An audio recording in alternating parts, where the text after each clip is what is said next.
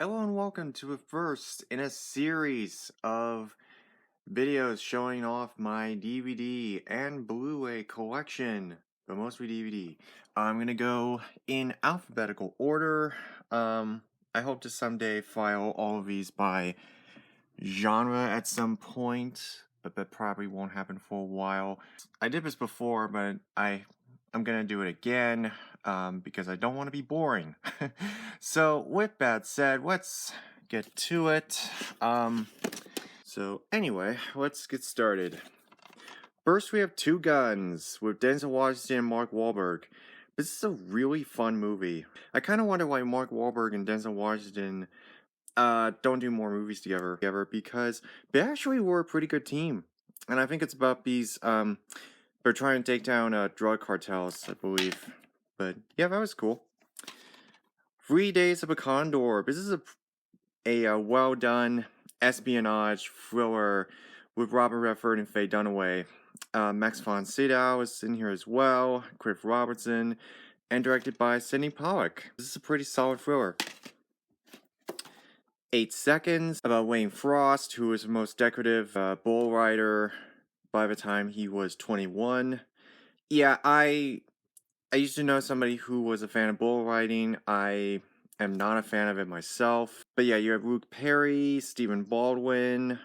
Not gonna say it's perfect, but actually this movie is directed by John Avildsen, who also directed Rocky. Working 9 to 5. This movie's really good. Yeah, this movie's great. Dolly Parton, Jane Fonda, Lily Tomlin.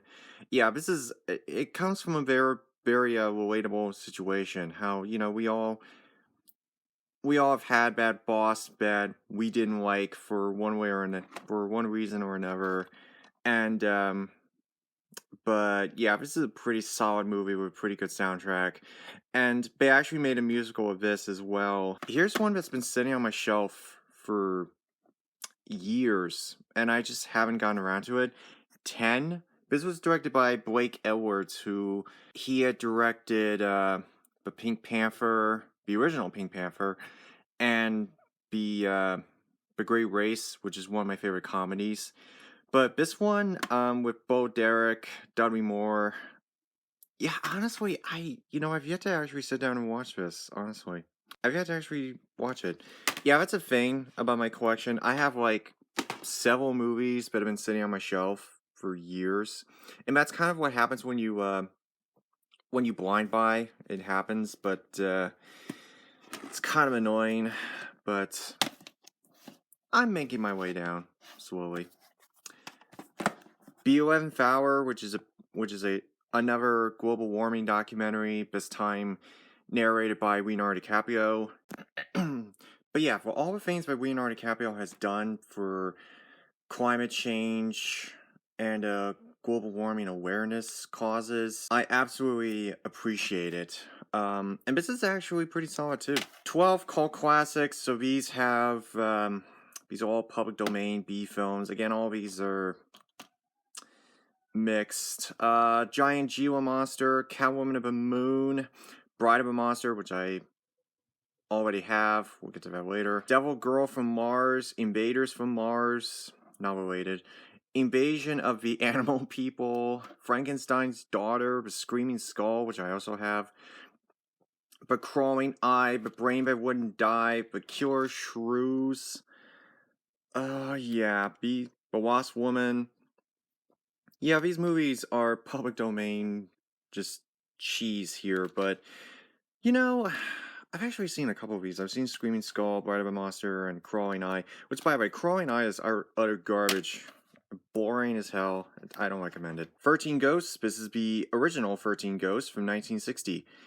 William Castle, if you don't know who he is, he's a guy who every time he would make a film, he would always have these gimmicks. One of these gimmicks, in the case of 13 Ghosts, was something called Illusiono, which basically what Illusiono is when you walk into the theater, you would be handed these special 3D glasses, but these were not 3D glasses. No, these were ghost viewers. And so what would happen is if you wanted to see the ghosts, you would look through the red viewer.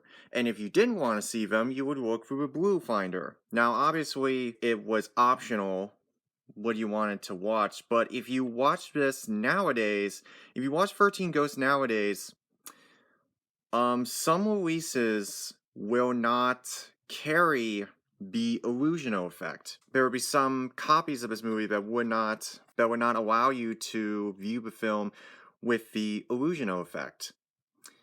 This is bad for a number of reasons. One, because that's not how William Castle intended it, and two, I mean, it's a film about a guy who inherits a haunted house. And then the previous owner, he was studying the ghosts, and all this crazy stuff happens. It's great. It's great, spooktacular stuff. I recommend watching this around October for sure. I recommend you pick up the 2001 DVD. And the reason why I say that is because if you see it if you look on the back and it says widescreen version presented in Illusiono, then you found the right one. If you found a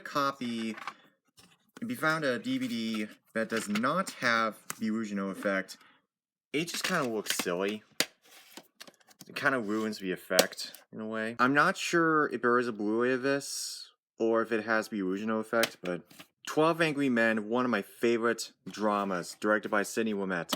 Sidney Lumet is another director you should get to know because he's directed a lot of great stuff, and this is a great film that deals with 12 jurors who sit in this room and decide whether or not this teenage boy is guilty of murder. And each one of them have their own grievances and reasons as to why they believe he's guilty. Henry Fonda, Ed Begley, oh god, who else? Great cast.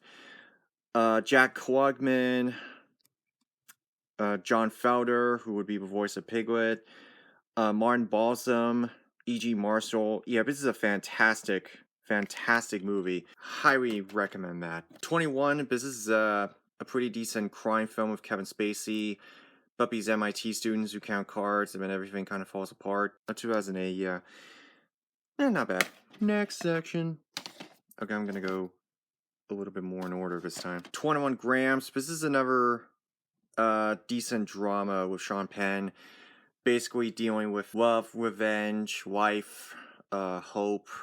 I'm not going to explain to you what the term 21 grams means, but this is a really solid drama. But it's like one of those ensemble pieces, like Traffic and Crash and all that, except there are only 3 characters. 21 Jump Street. I've never seen the show that this was based on, but man, is the movie fun. This is a really great action comedy with Channing Tatum and Jonah Hill. This is really good. Oh, and you also have Ice Cube in this, and he gives like one of the funniest performances I've ever seen out of him. I've never seen the sequel, but I absolutely love this one. 25th Hour. This is a underrated Spike Lee movie. If you've never heard of this one, because Edward Norton plays a guy who is convicted of possession of drugs, and for the next 24 hours, he tries to make amends with everybody he knew in his life before he's sent to prison. Edward Norton, Philip Seymour Hoffman, and actually there are a lot of 9/11 allegories in this film, even going as far as to, there's like this one scene that was filmed above Ground Zero. This is a really well done, and actually the 9/11 symbolism in this is very fitting. 27 Dresses. I don't know why I have this. I haven't even seen it, but judging by the pink case, it looks like it's a generic rom-com. 28 Days Later. Danny Boyle directs this zombie infection, post-apocalyptic. Yeah, I've seen it, and there are some similarities between what happened in this movie and what happened at the start of the pandemic. Even though I just saw this movie and now we're in the endemic phase, yeah, I was a little I was a little unsure about that, but I haven't seen the sequel 20 weeks later, and I'm wondering why they didn't make a third one. Why didn't they make a third one? That would have been interesting. 30 Days of Night. This is a decent vampire film with Josh Hartnett. I kind of liked the idea of this film. Basically set up this town where it's like night for 30 days straight because all the vampires went loose. Yeah, this one's not bad. This is not bad. 42nd Street.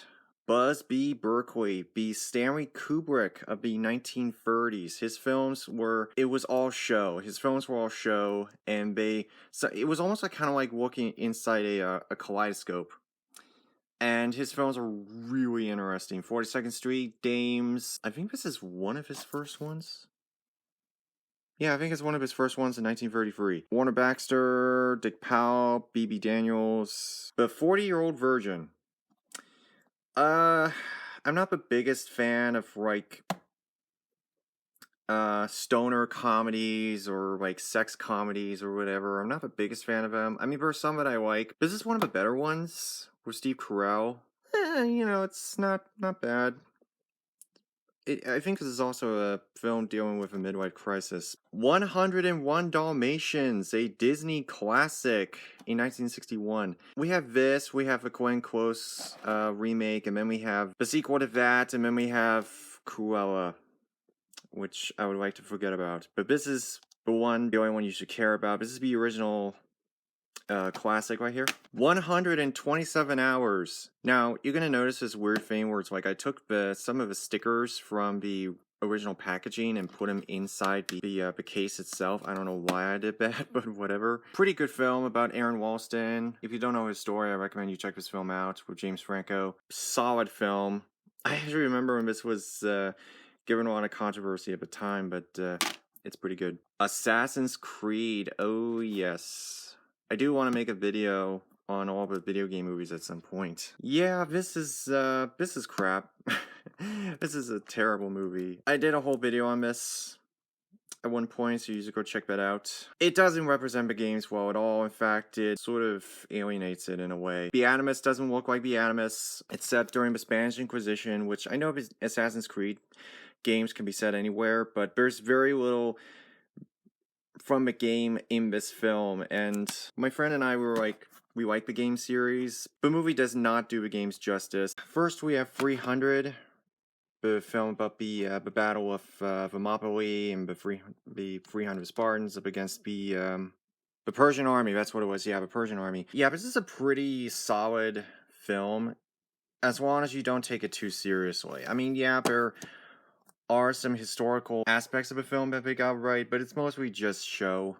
It's mostly just show.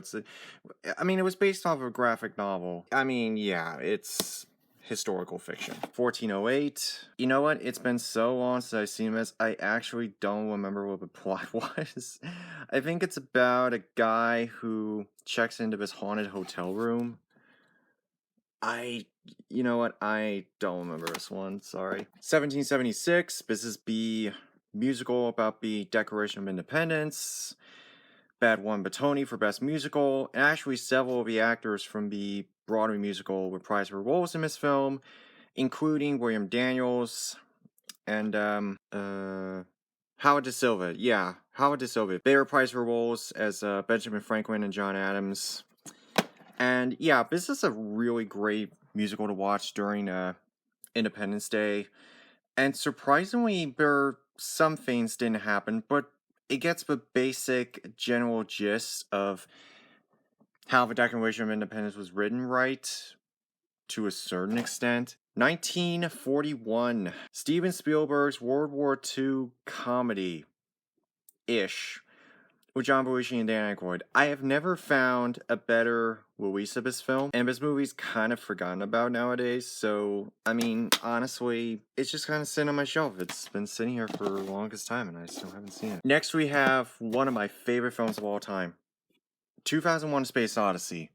Stanley Kubrick's masterpiece. Stanley Kubrick is my favorite director of all time, and his films are are absolutely spectacular. I almost have every single film he's ever made. I'm missing only 2 of his films, but this is my personal favorite. The imagery, the story, the visual effects, the way the visual effects waltz with the music, the symbolism, the hidden meanings, a warning on artificial intelligence. Categorically one of my favorite films of all time, and I absolutely recommend this film. I cannot recommend it enough. 2012. Remember when everybody was freaking out over the world ending on December 21st, 2012, all thanks to a Mayan calendar that nobody understood? Yeah. Oh, yeah. Good times. Yep. Anyway, joking aside, I haven't seen this since I think I've seen this twice, but I haven't seen it since then, though. Yep. Here's one you probably never heard of. 2019, After the Fall of New York. This is I think it's an Italian knockoff of Escape from New York, which we'll get to later. Yeah, I think it's Italian knockoff, yeah. Italy made all these, like, weird knockoffs of American films, and that's one of them. Britannia Yuma. This is a fantastic Western. I remember being obsessed with this when I was younger because I wanted to see it so bad. And then I finally did a couple years later. And I actually had no idea that it was a remake. It was a remake of a Glenn Ford film. Russell Crowe and Christian Bale. I know not everybody's into Westerns, but that's one I recommend. Speaking of Roland Emmerich, 10,000 BC. Oh my god, this sucks. Actually, this is a Best Buy exclusive, which I like finding retail exclusives sometimes because sometimes they come with bonus discs or much better artwork, but sometimes they're kind of like hard to find. Yeah, this movie's set during the time of the woolly mammoths and cavemen during like the BC era. I mean, honestly, it's kind of stupid when you take everything into consideration. I mean, yeah, the effects are okay, but the story is non-existent. Pretty bland, actually, and I don't know what anyone was trying to get across when making this film. A Beautiful Mind, Best Picture winner 2001, about Howard Nash, who was a mathematician at his college, and he suffered from schizophrenia. Yeah, I don't know how accurate this film is. Oh, there I am. Hi, hello. Anyway, yeah, I don't know how accurate this film is. This is a great Ron Howard film. I know it's not everyone's cup of tea, but I like this film. You have Russell Crowe, Ed Harris, Jennifer Connelly, who won Best Supporting Actress. Yeah, this is a pretty decent film, though not everybody's gonna feel the same way. Your enjoyment of the film will vary. A Boy Named Charlie Brown, the very first Peanuts film from 1969. Oh, this is great. I love this film. I think this is my favorite Peanuts film, to be honest. Kind of hard to say, but it's a really good one. A Bridge Too Far. I have a couple friends of mine who are World War II historians, and, well, one of them is a World War II historian. Another is just a historian in general. This is about Operation Market Garden, which was debatably one of the worst missions in World War II history, one that ended in failure. This film has a great cast. You got Laurence Olivier, Anthony Hopkins, with Ullman, Sean Connery, Dick Bogart, James Caan, Ryan O'Neal, Maximilian Schell, and it's got great direction by Richard Attenborough. Except there's one problem. This movie is 3 hours, and the problem is that most of that time is in another language. And I remember watching this when I was younger and just being bored out of my mind by it. I mean, nowadays, I probably would be nicer toward it, but A Chorus Line. I know Richard Attenborough, speaking of Richard Attenborough, I mean, he tried. It just doesn't do the musical justice, especially when they added a subplot involving the director's girlfriend. You know, they focus a lot on her, but other than that, it's not a bad movie. Unfortunately, like a lot of these adaptations, these stage to film adaptations, the stage version was always better. A Christmas Story. Already talked about this in my Christmas video in the honorable mentions. A Face in the Crowd. This is a great film by Elia Kazan, another director you should be familiar with. Elia Kazan, this is a film about a loudmouth guy who gets his own spot on TV, and then I don't want to give too much away, but this is a fantastic film. And actually, this is the Criterion edition, and I don't know why I have a DVD of it. But yeah, I've been trying to get more Criterions in my collection. I'm going to do some updates later.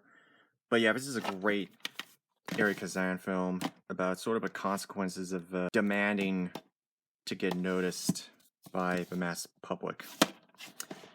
A Few Good Men.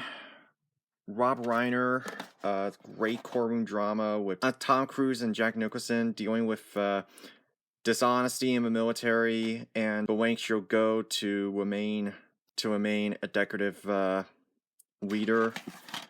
I know everybody knows that that line was like, "You can't handle the truth." I think we all know that line, but one of only two Aaron Sorkin movies I really like.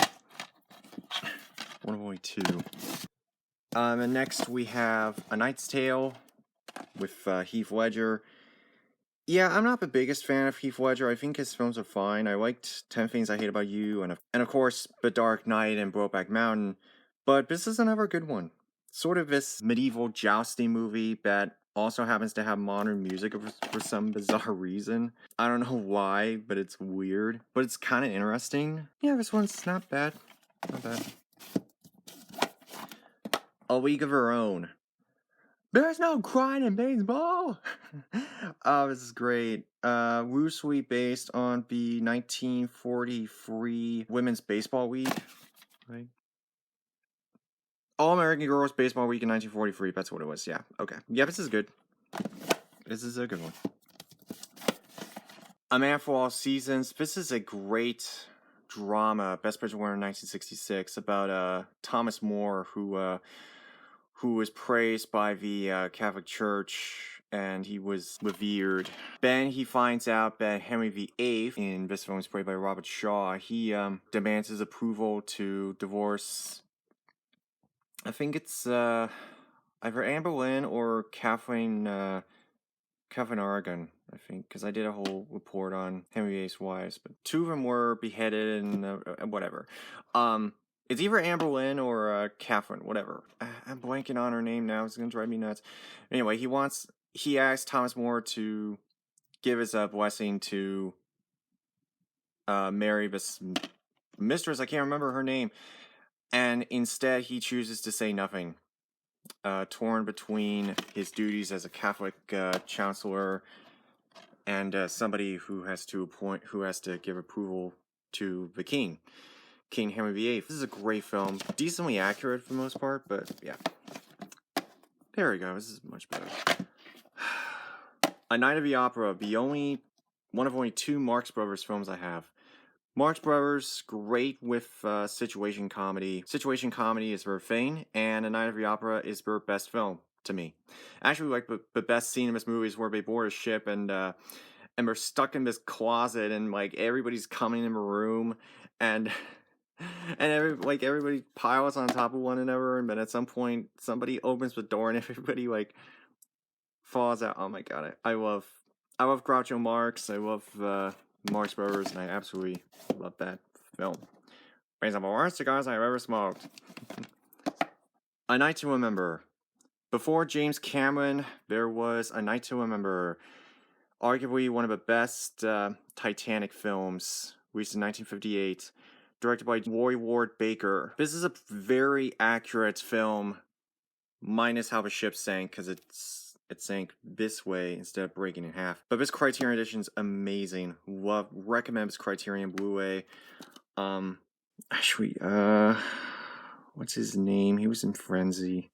I'm blanking on his name. Barry Foster, that's his name. Barry Foster sticks to more of the historical facts on the sinking, and this is really good. Check that movie out, please. That is if you love the James Cameron epic. A Passage to India. David Lean. another director you should be familiar with because he directed some of the best epics. Lawrence of Arabia, Bridge on the River Kwai, Dr. Zhivago, and this one. This is another one of his best ones. Oh, and Summertime and A Brief Encounter. This is a pretty good film. Alright, next we have A Place in the Sun. George Stevens is another director you should get acquainted with because he made Giant, which we'll get to that later. A Place in the Sun's basically the story about Montgomery Clift is a guy who, he doesn't want any trouble, he's just passing by this town, but he gets acquainted with two women, Elizabeth Taylor and Shelley Winters, and then once he gets involved with Shelley Winters, that's when things start to fall apart. And it's a love triangle, but it's kind of a dark one, and it's pretty solid all around. A River Runs Through It, a not that great Robert Redford drama, but I'm not quite the biggest nut of this one. It's okay. Maybe someday it'll grow on me. Up next, we have the Judy Garland version of A Star Is Born. This is the best version of A Star Is Born I can recommend.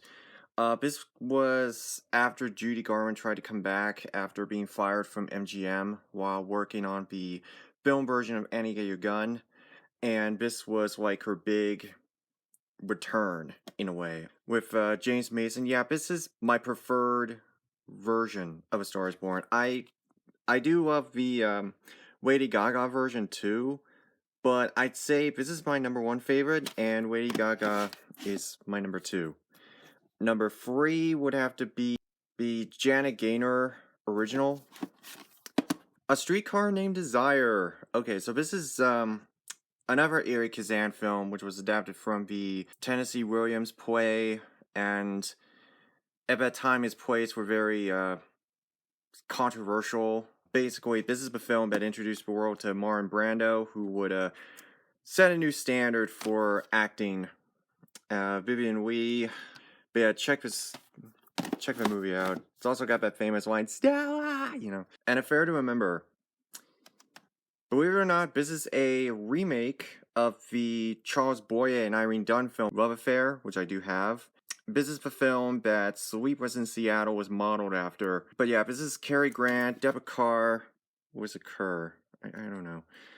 But yeah, this is another gem. As you could tell, I'm a big fan of old Hollywood and classic cinema. Kind of my thing, so I'm kind of a classic film historian. An American Tail. Don Bluth, one of the crowning kings of animation, and then he fell victim to mediocrity. A good amount of artists are like that. Sometimes they have good films and bad films. This one is one of Don Bluth's best, and it's also one of the most annoying. And no, don't let the cover fool you, because it is more gripping than you may think. Like, this master gets, like, separated from his family, and, like, yep, they're, like, right there. It's so annoying. Yeah, it's great. An American Werewolf in London. This is the film that rewrote the rules on werewolf films to come. This is the film that reintroduced werewolves long after Lon Chaney donned the makeup and cross dissolves in The Wolfman. Now we have John Landis doing probably the best modern werewolf film that you will ever find. This is great. It's got some comic elements, which, not like comic, like goofy, but like just kind of dark humor. I don't know how people feel about that, but this is a great werewolf film. Rick Baker would win the first Oscar for makeup. And I have to say, this is a fantastic werewolf film, especially the transformation sequence. I do want to try and pick up an Arrow release, if I can. But this edition, this Full Moon edition, is really good too. An American in Paris. One of the great MGM musicals, 1951 Best Picture winner. Gene Kelly, Wesley Caron, great songs, great choreography. I mean, some of it Gene Kelly did choreographed himself. There's a lot of colors in this one. Some of it's symbolic, and it's just kind of a simple story, really. But it works. It absolutely works. An Education, which I haven't seen in a long time. Carey Mulligan and Peter Skarsgård. It's been a while since I've seen that one, so I'm not going to say much about it for now. B-A-Team. I've never watched the show. This was based on. This is, I think the show had Mr. T. I don't think I know one guy's name, but this is the movie, which I still haven't even watched yet, so I don't even know. None of the guys from the show is in this movie for some odd reason. The Absent-Minded Professor. Okay, could somebody please explain to me? Like, I know a lot of people know Flubber of Robin Williams, but this is the original. That was a remake. This is the original. Was this movie originally released in black and white or color? I know it doesn't matter to some, but I am a purist, so I'm kind of wondering, like, was this released in black and white or color? I have no idea.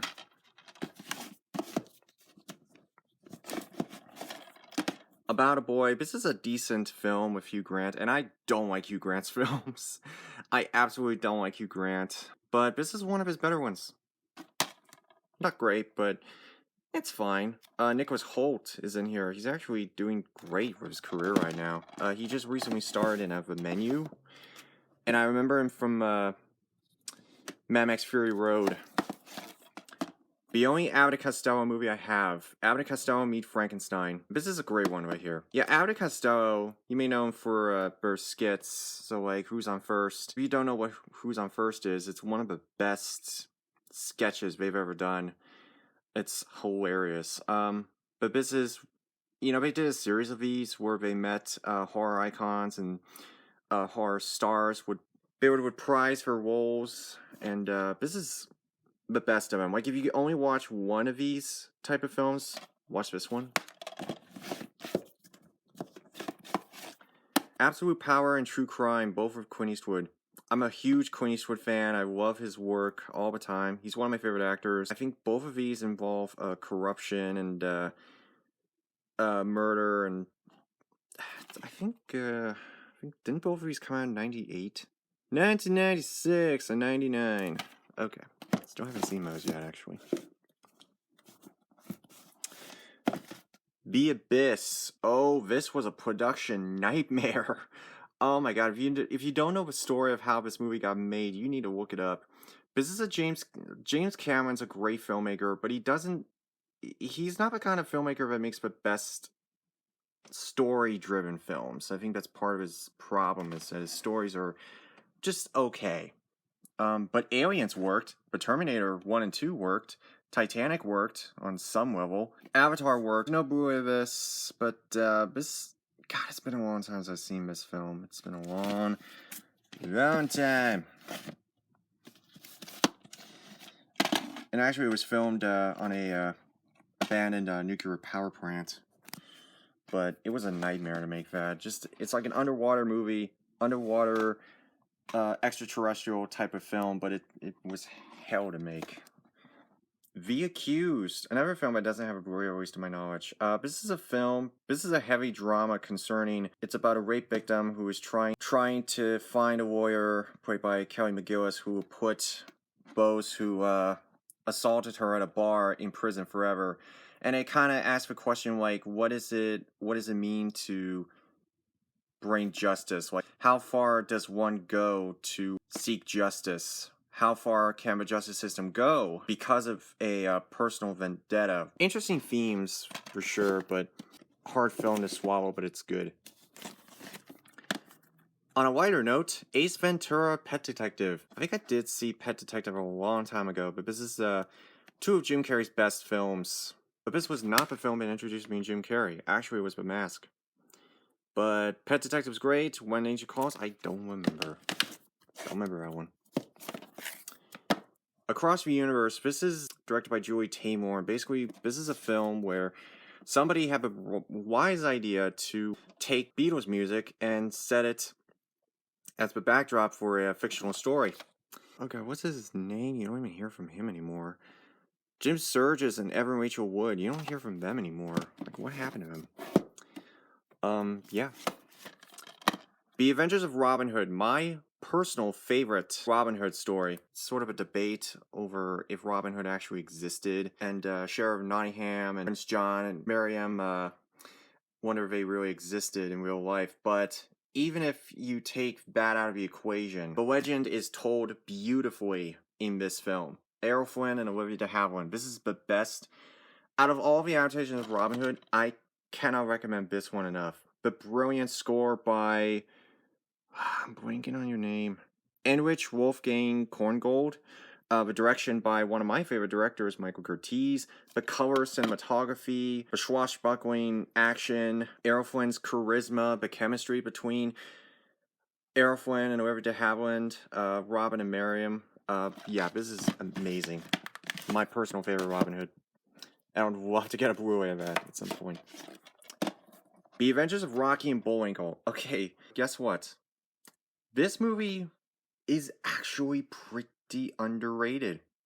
I know this was a bomb when this came out, and I know critics had their disagreements with it, but I am not joking when I say that this movie is exactly like the show. The characters not understanding the seriousness of a situation, but comic antics, the good jokes, the bad jokes, the weird narration, the goofiness of Boris Badenoff and Natasha Patel, the personalities of Rocky and Bullwinkle, Boris, Natasha, fearless leader. It fits. It's just like the show. I'm serious. It is really interesting. I don't know why it got such a bad rap when it came out, but go watch it. Ignore it, everybody. Adaptation based on Charlie and Donald Kaufman's attempt to write this film. I don't even remember what it was, with Nicolas Cage and Chris Cooper. Yeah, it's been a while since I've seen this one. Not bad. Aeon Flux. It's okay. Not terrible. I've seen worse. I've never seen the anime this was based on. And after seeing this movie, I don't really care about it. I got enough things to watch. I swear every day I get reminded of, go watch this, go play this. It's like, yeah, one thing at a time, please. It's okay. It's an okay movie, but it's not great. I don't recommend it. Be African Queen. John Huston and John Ford. They're directors you should get acquainted with. This is one of John Huston's best films. Actually, I think the Jungle Cruise movie was partly based on this. Humphrey Bogart and Katharine Hepburn command the screen in this adventure epic. And overall, it's just a great, enjoyable adventure film. Aeon Flux, I mean, you could enjoy it to a certain degree, but there are better movies like this elsewhere. Charlize Theron, I mean, yeah, this was based off an anime that I've never actually seen. And at this point, I don't really plan on watching it. I mean, it was okay. It wasn't great, but it wasn't... The African Queen. This is an amazing adventure film directed by John Ford with Humphrey Bogart, who won his only Oscar, and Katharine Hepburn. This is a fantastic adventure film with great chemistry, but I honestly love this movie. And I have to say, in terms of like adventure films, this is one of the crowning jewels. Every collection should have that film in their collection. Not this. After Earth, this movie was boring. This movie was just boring. I'm sorry. This movie did not do Jaden Smith credit at all. But the story wasn't the problem. The problem with this movie was the line delivery. The dialogue was boring. The pacing was boring. The tone of it was off. I mean, it was just a boring movie. And the dialogue in this is so stupid. Like, there's one part where Jaden's like, my suit turned black. I like it, but I think it might be something bad. You like, oh my god. AI, Artificial Intelligence. This is the movie that Stanley Kubrick never got to make, but Steven Spielberg, who is Kubrick's friend, picked up a torch and finished it, releasing it in 2001. I'll give credit where credit's due. I actually did like aspects of this movie, but then again, I haven't seen this in a while. In terms of honoring somebody's wishes to finish the movie, I think Spielberg did a good job. but as a movie on its own, it has some flaws.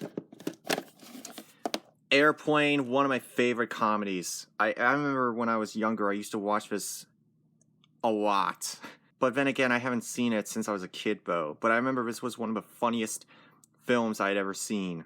And I think it still might be funny. I just haven't watched it in so long. Leslie Nielsen, Peter Graves, Julie Haggerty.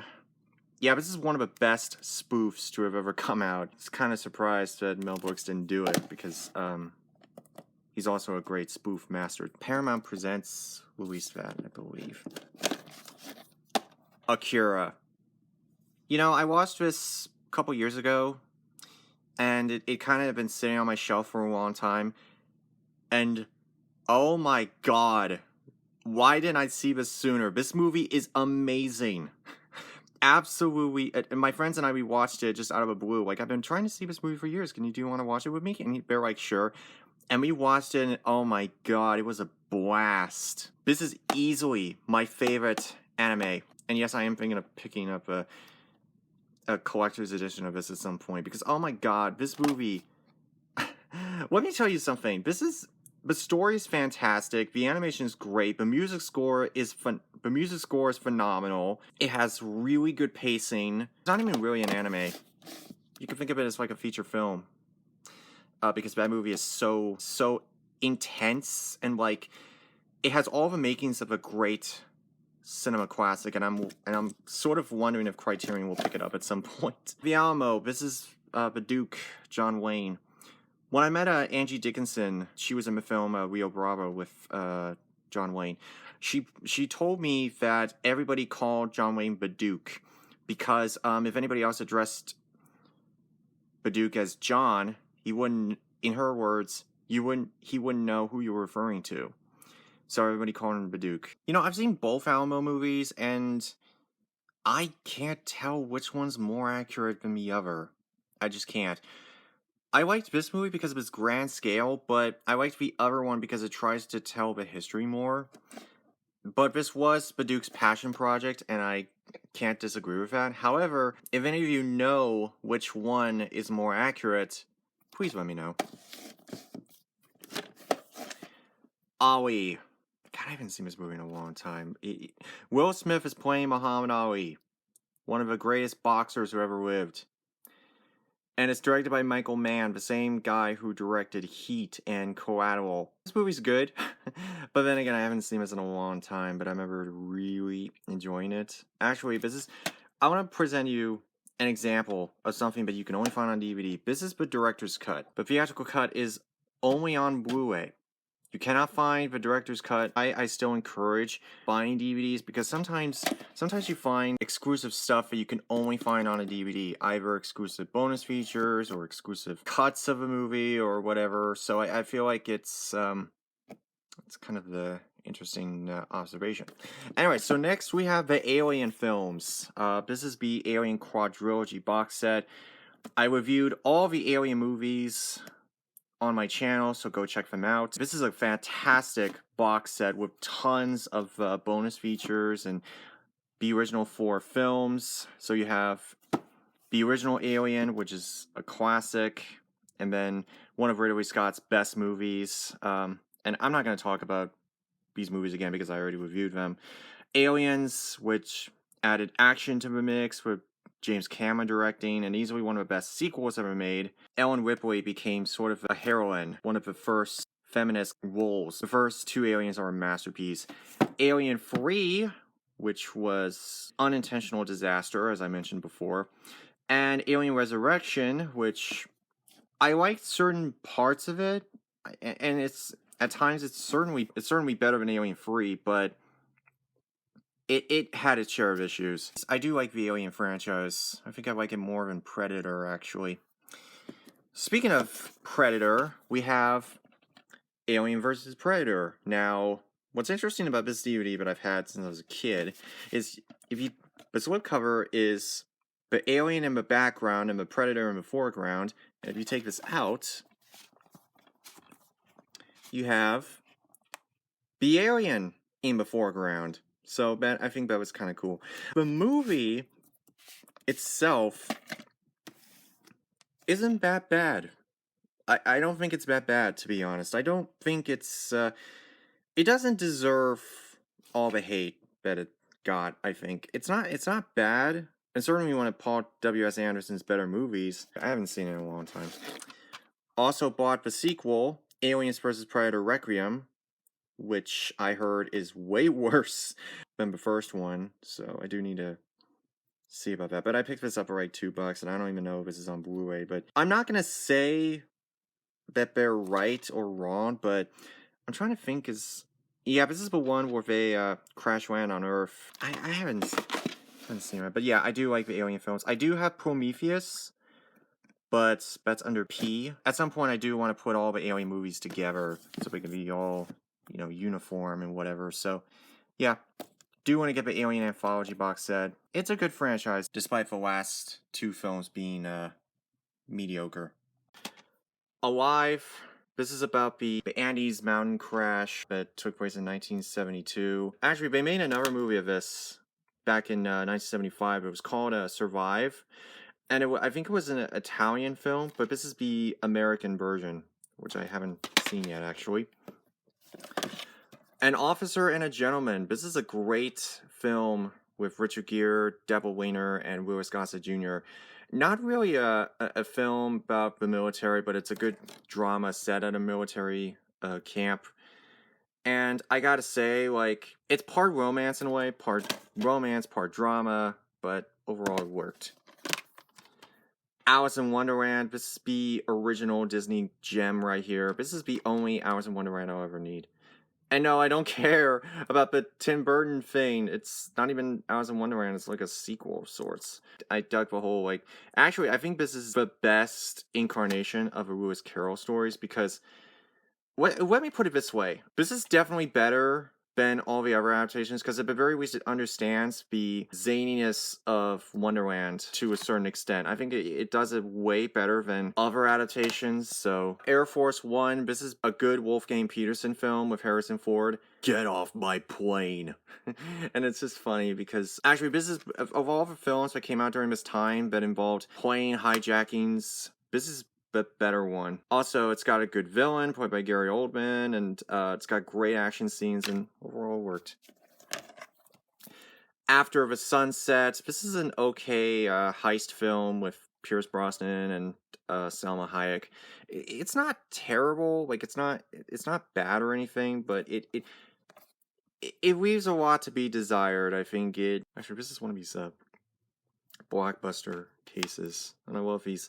Well, these cases, I've been trying to find more of them. Not always easy to find. And speaking of not easy to find, TV movies. Yep, TV movies.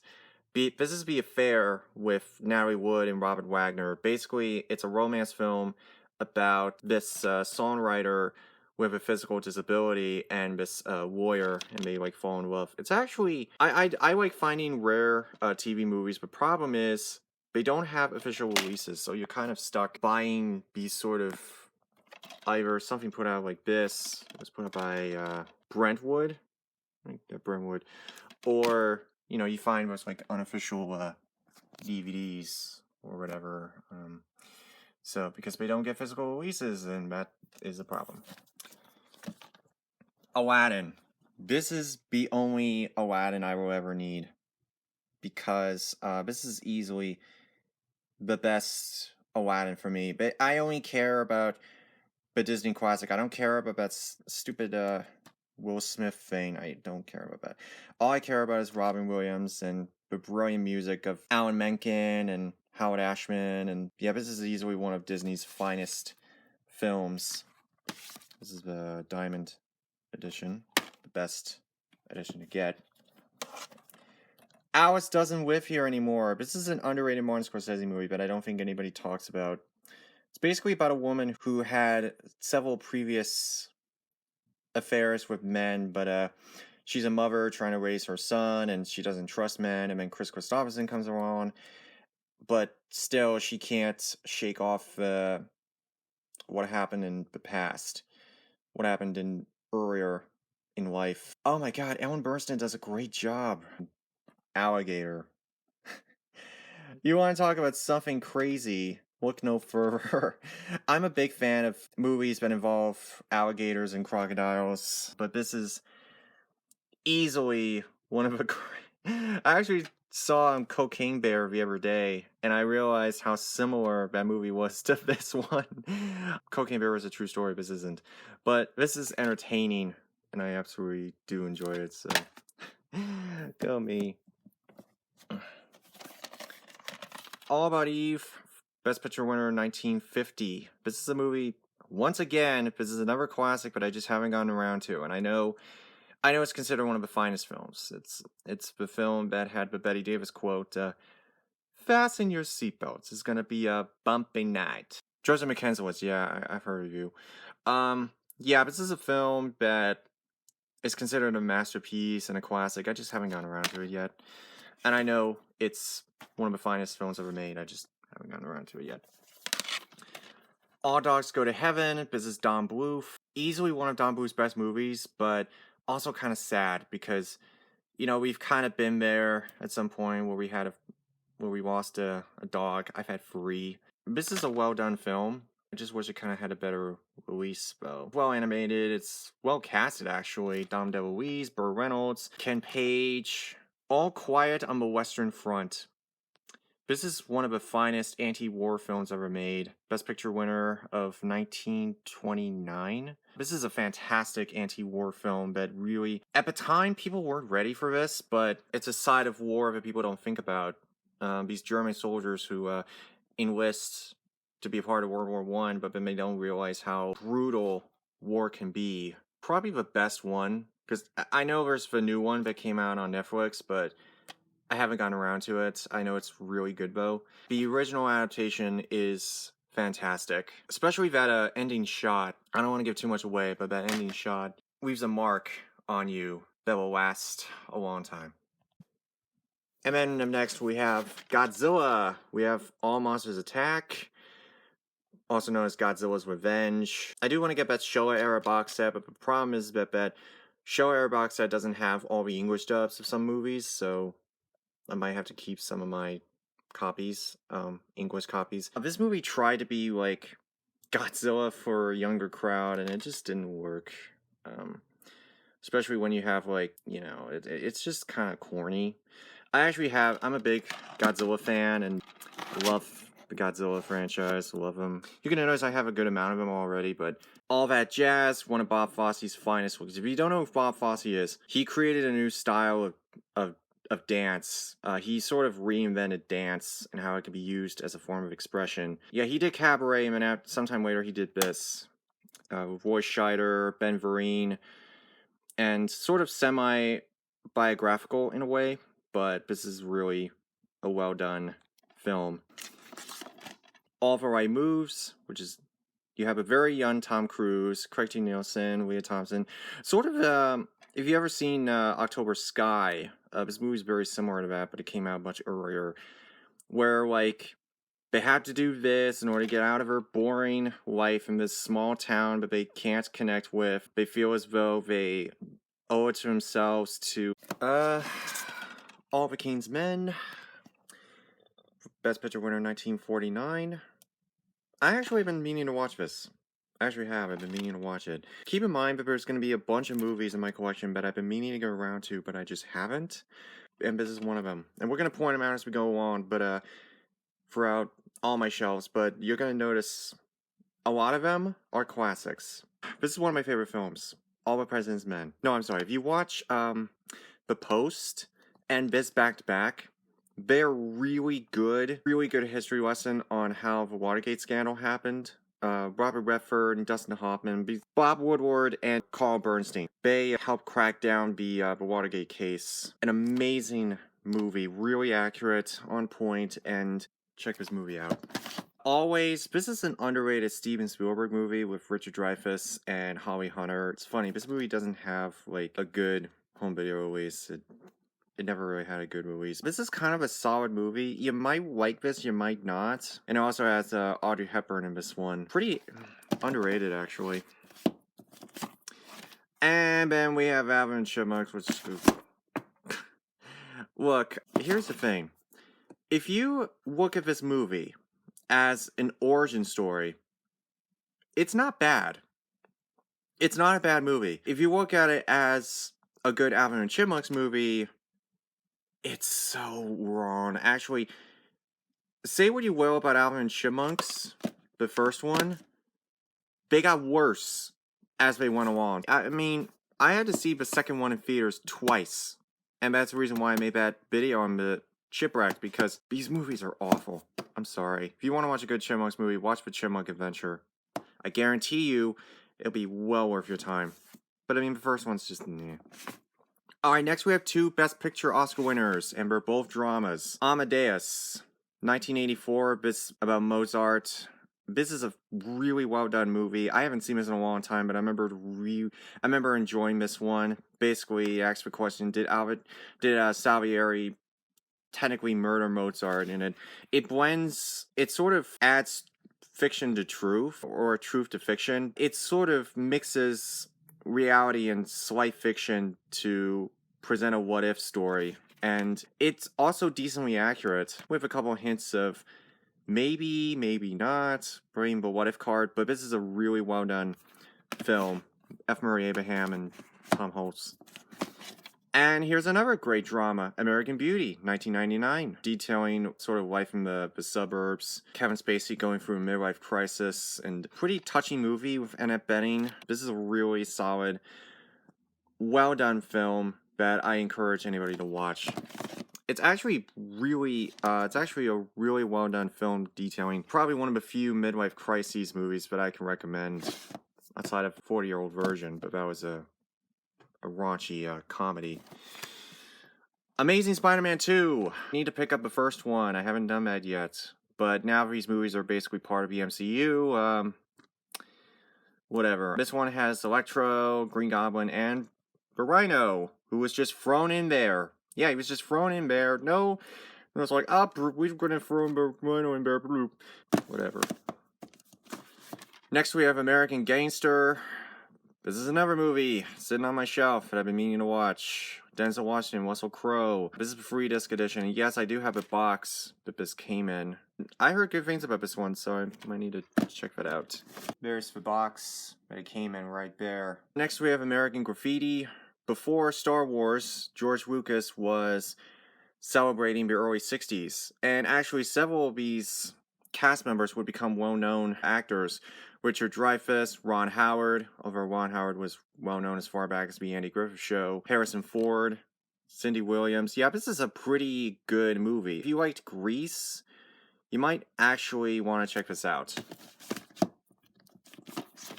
American Hustle. This is a great movie. I don't know if very many people know this one, but this is a really well-done movie. Everyone is great across the board. Christian Bale, Bradley Cooper, Amy Adams, Jeremy Renner, Jennifer Lawrence. This is a movie that has great acting, great cinematography, good story, dealing with FBI agents and dealing with a well-known scandal involving a con artist and I think racketeering. Well done movie. I don't know if very many people know that one, but this is worth it. Trust me. The American Pie trilogy, or rather the first three American Pies. American Pie 1, 2, and American Wedding. Haven't seen any of these, but I heard the first one was good, and the others were garbage. Eugene Levy. And yes, I'm perfectly well aware of the American Pie Presents line. I'm perfectly well aware of that. See, that's another thing. I have movies sitting on my shelf that just kind of sit there. Some of these I might get rid of if I don't like them, but generally speaking, it'll depend. Not this one. American Sniper. This is a great Clint Eastwood film. I'm a big fan of Clint Eastwood, as you can tell. This is a film about Chris Kyle, who is the most decorative sniper in the United States Army's history. And it does a really good job, pretty accurate, Bradley Cooper and Selena Miller. Although the only real inaccuracy I noticed was the sniper didn't really have an identity in Chris Kyle's autobiography, and basically that one shot he took from like miles away, I don't know how, it was like 50 yards away. How was he able to do that? But yeah, there were a couple things that are off, but for most part, it tells a pretty decently accurate story. Amelie? Haven't seen that one either. The Amityville Horror. This is a great horror movie from 1979. This is about an alleged true story. James Brolin, Margot Kidder, and Rod Steiger. This is a great horror movie. It's not really gory. It's more creepy than gory. And I know people don't like horror movies, but there are some I do recommend, but don't rely on gore, but don't rely on slasher tropes, and they can also be atmospheric, psychological. This is one of them. And I gotta say, this is a really well-made horror movie too. I haven't seen the sequel of The Possession, but I heard it was more of a prequel than anything else. And the third one, 3D, which this DVD I have had since 2007. And I remember watching this. This was the only Amityville movie I saw for many years until I saw this one. It doesn't really have anything to do with the first two, but whatever. And it's in 3D, which you can't even watch. But yeah, the first three movies are kind of fine. The first one I recommend. I understand they made more of them, but none of them had anything to do with the original house or the original story or whatever. They were all based on objects. One of them was a clock, another one was a mirror, another one was a lamp, and another one involved a dollhouse. Now they're making more of them, and they have nothing to do with any of them. So, whatever. About Amy Winehouse. I love A24. A24 is probably one of my favorite studios, and they make fantastic movies, and this is another really good documentary. Here's a fun one. Anaconda. Oh yes, this movie is fun. Giant killer snake. Oh my god, this cover is awesome. Jennifer Lopez, Ice Cube, John Voight. I mean, this movie is just... Let me put it this way. If I had a choice between watching this, any movie made by The Asylum, I'm gonna go with this instead, because all the Asylum movies are garbage. And this movie, there's actually a lot of fun with that one. Anchorman, one of Will Ferrell's best movies. I understand people don't like Will Ferrell, but I say check this one out. This movie is sort of a satire on 70s news anchors, and it does a really good job. Will Ferrell, Steve Carell, Christina Applegate. Yeah, this is a really fun movie. And my copy came with some random DVD. I don't know what it is, but it came with this. I don't know where. I think it came from Best Buy, but I don't know what's on it. So I've never seen the sequel. Heard kind of mixed things about it. Angels with Dirty Faces. This is a underrated gangster film, but it's not really a gangster movie in a sense. It's not really a... It's a different kind of crime film dealing with people who grew up on the wrong side of a block. They were involved with the wrong people. That's James Cagney's character, and he's sort of involved with the wrong types of people. And he does all these things, but he sort of lost his way. And Humphrey Bogart, who I think this is the movie that made him a legend, personally, he tries to save him. And by the end of the movie, you'll find out why. Which I'm not going to say what the ending is. But if you're up for a different type of crime film, check that out. Angelus Ashes. This is a interesting drama about Frank McCourt, who he grew up in Depression-era Ireland, and he set out to America to find a better opportunity for himself. Right, Frank McCourt? Yeah, Frank McCourt. This is a decent movie, directed by Alan Parker, so check it out.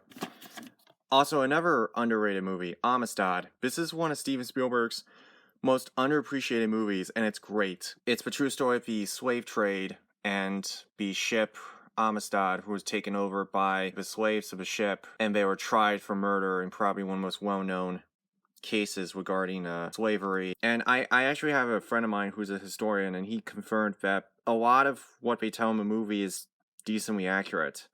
So yeah, this is a good movie. Angry Birds. Yep. One of a few video game movies I have. And yep, I made a review of this one when it came out, and I liked it, and then I saw it again, and I didn't like it anymore. I did not like this movie anymore. I thought the jokes fell flat. I don't know, I just didn't like it anymore.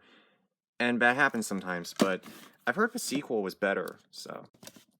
But I heard the sequel was better, though. Anger management.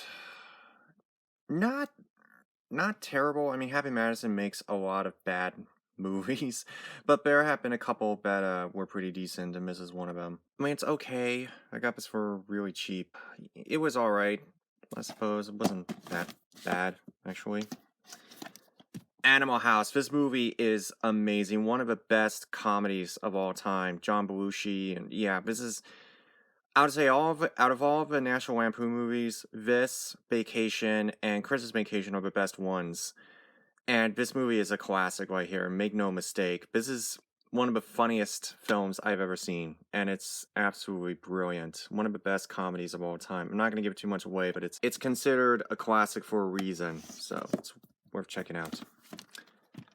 Annabelle Creation. This is a movie that I've seen most of the Conjuring movies. I saw the first Conjuring and the second one, and then I saw Annabelle Creation, and Annabelle Comes Home. And I have to say, and I also saw The Nun. And out of those movies, The Conjuring 1 and 2 and this were the best ones.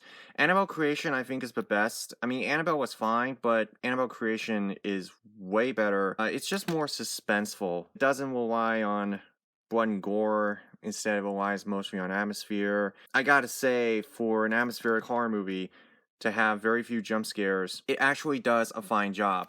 I did see Annabelle Comes Home, and I swear that is one of the worst horror films I'd ever seen. When the main character deliberately ignores obvious warning signs telling her not to open this door or this case or whatever, and she just blindly ignores it, I'm like, no, I can't. I have no sympathy for her whatsoever. It is just a terrible movie. I never saw the third Conjuring movie. Anastasia.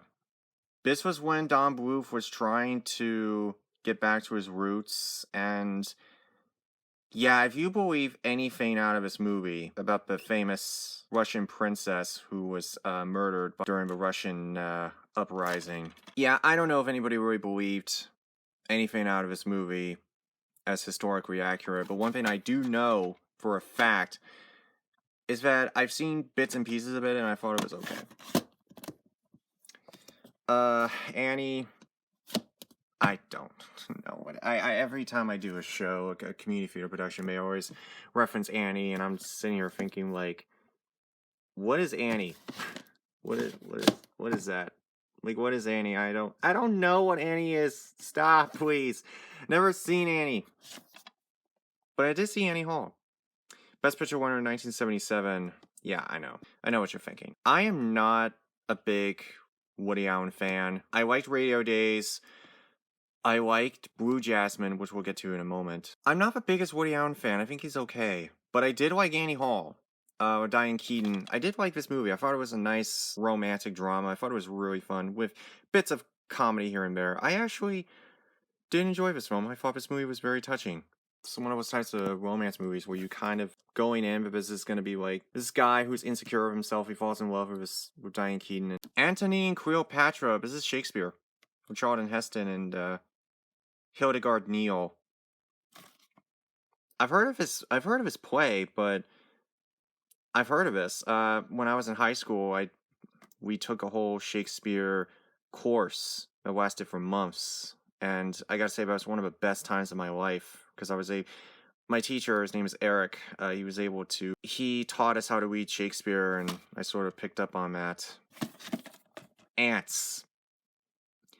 Out of the two Ant movies that came out in 1999, A Bug's Life and Ants, I gotta say, this one has a better story, but A Bug's Life has more charm, if that makes sense. Ants had a better plot dealing with exploitation of the working class, propaganda, individuality, not listening to authority. A Bug's Life was more like, I don't even remember what it was like. I hadn't seen that movie in so long. But I think this was the more mature of them. But the animation has not held up well at all, actually. It hasn't. This was DreamWorks This was DreamWorks' first movie, and then after that it would be Shrek, and then it's like, you know what happened. Here's another one, but I've been meaning to get around to. The Apartment. Jack Lemmon, Sharon McQueen, Fred McMurray, Best Picture winner of 1960. And I believe Billy Wilder directed this one. Yeah, Billy Wilder directed this one. There's another movie again sitting on my shelf that needs to be watched. Like I said, I'll point them out every single time. Any Given Sunday. This is an underrated Oliver Stone movie that deals with the theme of football and kind of how everybody sees football differently. Al Pacino, who's a coach, he sees it as an opportunity. Cameron Diaz sees it as a betting game. Jamie Foxx sees it as a career move. Everybody sees football differently in this movie, and you actually see all the different sides of what the sport means to them. It's actually, I'm going to recommend it, actually. This is an underrated movie. And here's another movie, Apocalypse Now, one of Francis Ford Coppola's best movies outside of The Godfather. I'm thinking, is this the one? This has been released many times over years. I still haven't gotten around to this one yet. I still haven't. I don't know why I haven't. I know it's a classic and it's considered one of the best war films ever made, but I just haven't gotten around to it yet. Sorry. I seriously hope they didn't put the 2 movies on 2 discs, because if they did, I'm going to be very annoyed. But I'm like, I don't know why they would do that, where they put both movies on 2 discs. They put both cuts of a movie on 2 discs. That would be really annoying. Apollo 13, this is one of Ron Howard's best movies. And I have to say, this is a great movie. Very accurate story of the Apollo 13 mission. That was the 13th Apollo mission, and they had to scrub it because they had to abandon it because a spark in the oxygen tank blew up in space. And so the astronauts consisting of Jim Lovell, I'm blanking on the other astronauts now, but they had to find a way home, and to do that they had to use the moon to piggyback them, to slingshot them back to Earth. And so they had to cut off the electricity supply, at least for a while, and they had to focus on staying alive. This makes you actually appreciate space exploration a lot more. And this is a very accurate film, but one that is absolutely worthy of your time. Armageddon. Ooh. You know, Michael Bay has made some really bad movies and some okay movies. This one's just okay. But I haven't seen it in a long time, and actually, this is the Criterion Edition, which is actually, this Criterion Edition has a bonus over a Blu-ray, because this has the director's cut and several documentaries which are not on the Blu-ray. So this goes to show you that there are some things that you can only find on DVD, but you can't find on Blu-ray. The Aristocats. This is a Disney movie that I haven't seen in a long time, and I don't actually remember it. I only remember the one song where it's like, everybody wants to be a cat, remember? No? Okay. Arachnophobia. This is a pretty solid horror movie. I actually know several people who have arachnophobia, but this is, and actually they show arachnophobia accurately, surprisingly. I mean, you have Jeff Daniels and John Goodman fighting spiders in his barn. I mean, it tries to be a comedy, but it's not really that funny. And up next, we have Argo. Wait, no, not your turn yet. Argo. Best Picture winner 2012. This is about the group of people who rescued these Americans who were stuck at the U.S. Embassy in Tehran during the Iran hostage crisis in 1979. This is a pretty good movie. Ben Affleck's return to form after he did films like Gone Baby Gone and The Town. And I gotta say, as far as the accuracy is concerned, well, they kind of downplayed the role of the Canadians, because the Canadians had a big part in rescuing these people who were stuck at the U.S. Embassy. So they were heavily involved, and they kind of downplayed them. And there are a couple other little things too, but for the most part, I think Ben Affleck did a decent job. I enjoyed this and The Town. Haven't seen Gone Baby Gone, though. Arlington Road. This movie, you might like it, you might not. This movie came out after the events in Ruby Ridge and Waco and Oklahoma City. So this movie at that time was very timely. This is actually a decent movie, at least for me. Arrival. Yeah, Arrival has story issues. I will give it that. It does have some narrative issues, that's for sure.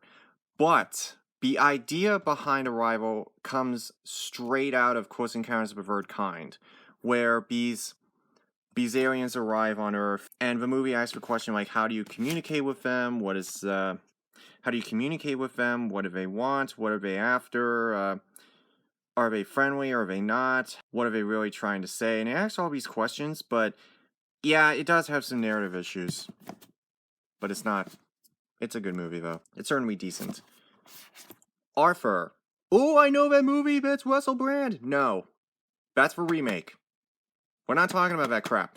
We're talking about the original from 1981 with Dudley Moore, John Gielgud, and Liza Minnelli. We're not referring. This is the original. It's a little similar to Gigi in a way. In a way, it's kind of like this spoiled guy who's like a millionaire and he has everything, but he doesn't have a. He finds out that love's very important too. Here's a. Wait, is it? Here it is. Here's a classic. Around the World in 80 Days. Best Picture winner, 1956.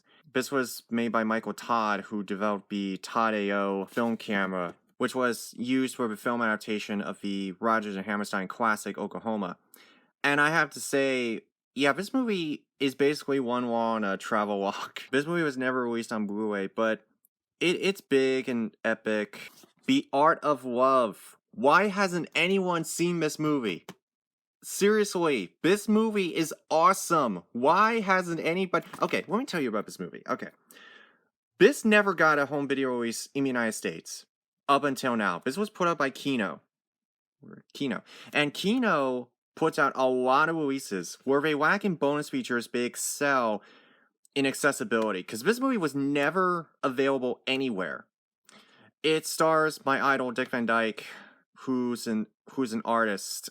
He's a painter, and one day his character pretends to kill himself. His paintings sell like hotcakes, and now the question is, how does he keep living this lie? This is directed by Norman Jewison. This is underrated, I swear. Like, a lot of people don't know this movie, but it's worth checking out. The Artist, Best Picture winner 2011, and I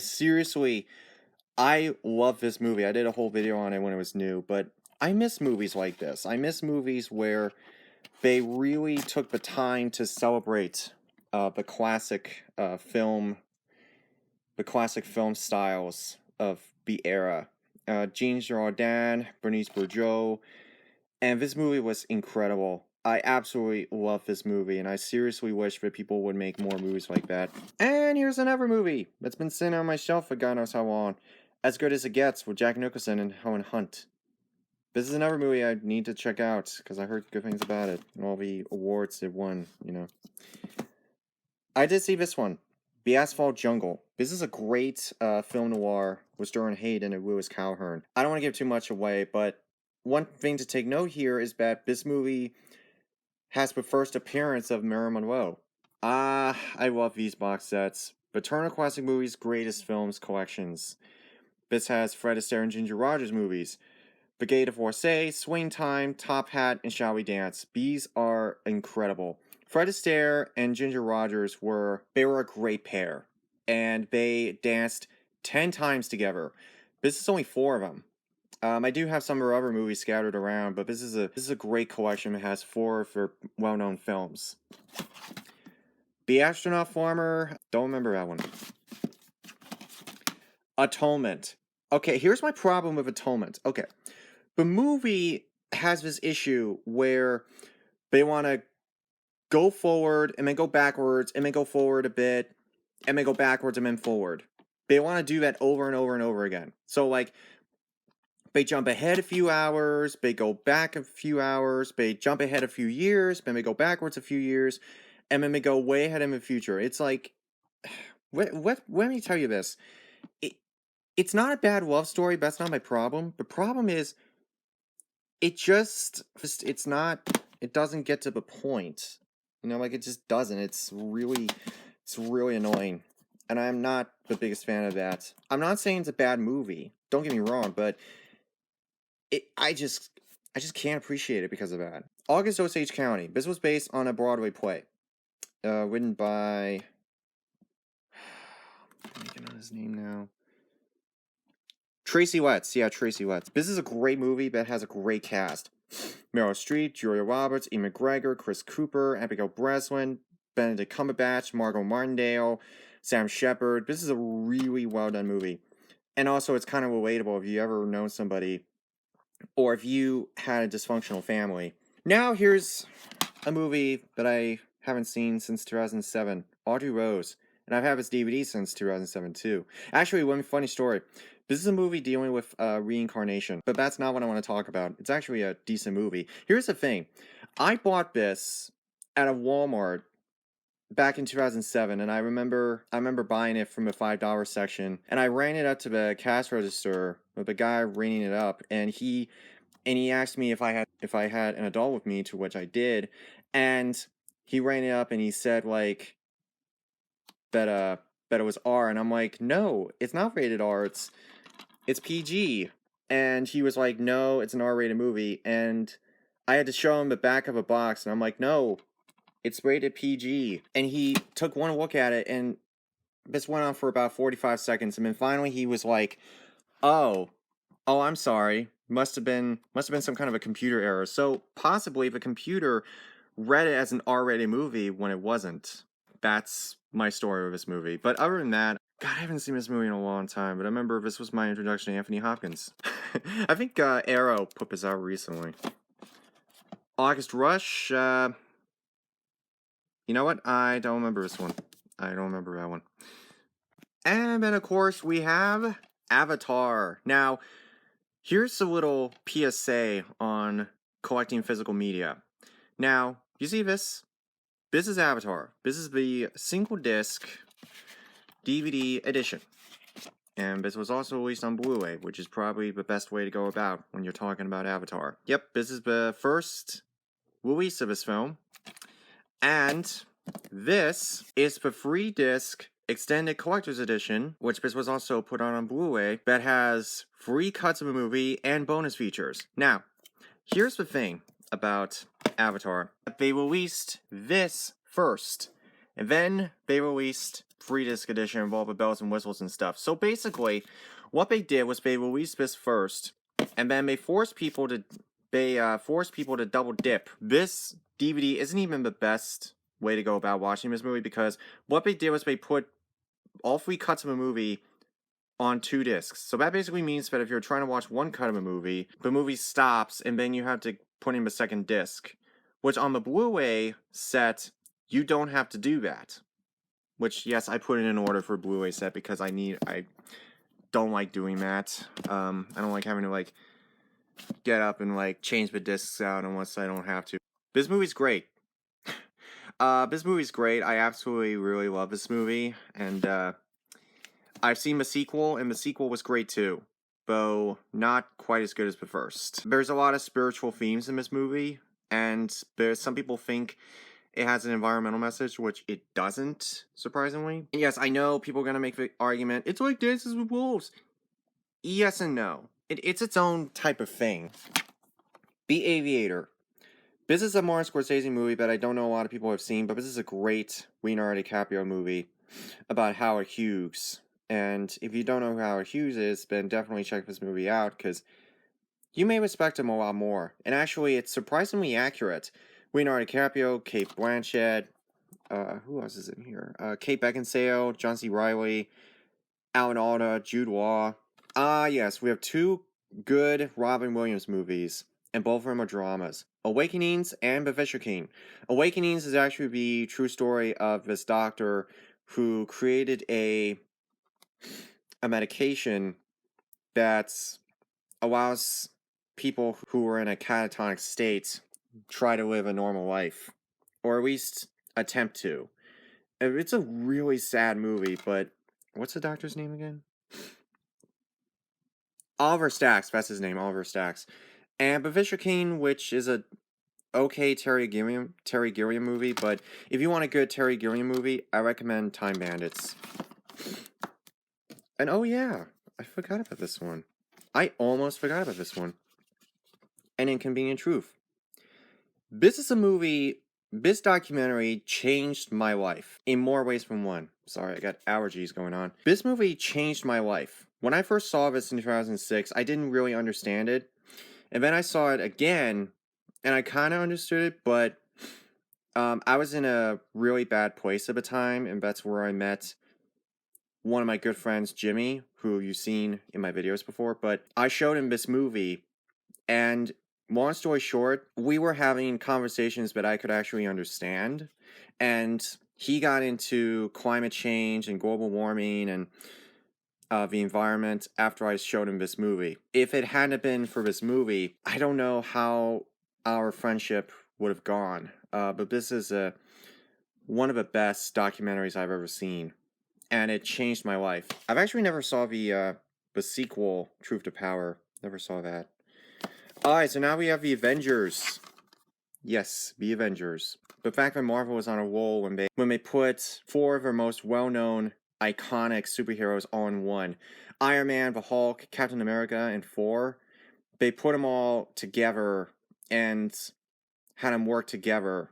And this was kind of like our crossover event. I mean, they did appear in other times in like TV shows, but they've never appeared on this grand a scale, and it worked beautifully. Samuel L. Jackson as Nick Fury, Scarlett Johansson as Black Widow. They had their superheroes in their own movies, and then they had to team up. It worked. It absolutely worked. And I don't have Age of Ultron just yet, but I do have Infinity War. This is when I started my first job. I started literally on the opening weekend of Avengers Infinity War, and I later found out that it was one of the biggest box office openings in history. I mean, this was huge. This was epic. I mean, this was huge. This was epic. Probably one of the best superhero films, but one that I think can appeal to a lot of people because it tackles this and an Endgame. Talked about like themes of loss. What does it mean to be a hero? What does it mean to make sacrifices? What does a team really mean? What does having a team really mean? How do you save a world and not lose someone at the same time? This is absolutely a really well-made superhero film, and it's absolutely brilliant.